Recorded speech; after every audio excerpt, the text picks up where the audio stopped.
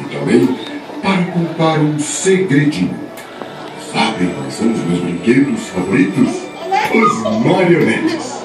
Fascinantes, eles têm vida e personalidade próprias. E me trazem tantas lembranças dos momentos incríveis que vivo a cada Natal. Mas tenho tanto a fazer. O Natal já está chegando. Acho que o Velho Noel não tem mais aquela mesma energia de antigamente. Ainda mais com esta chuva lá fora, não?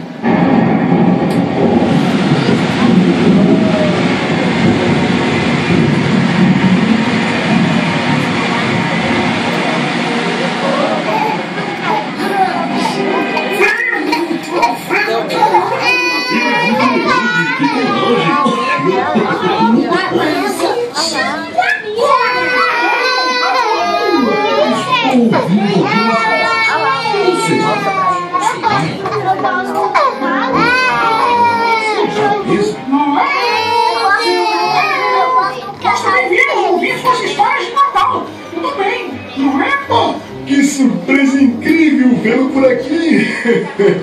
Muito obrigado! E eu não estou sozinho! Veja quem veio também! A Peppa! O Ranzinza do Donald e a Linda maravilhosa! Estava aqui contando para os meus amigos que, aliás, já cumprimentaram a todos.